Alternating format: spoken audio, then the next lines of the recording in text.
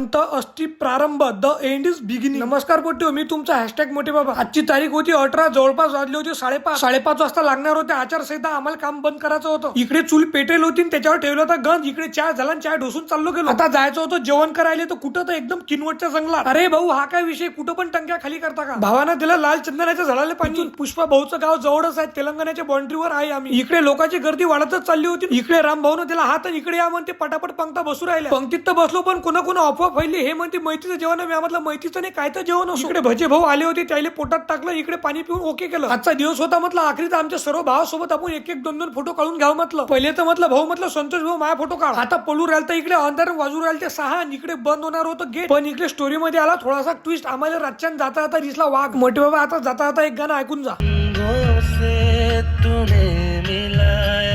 जिनसे कभी मैं मिल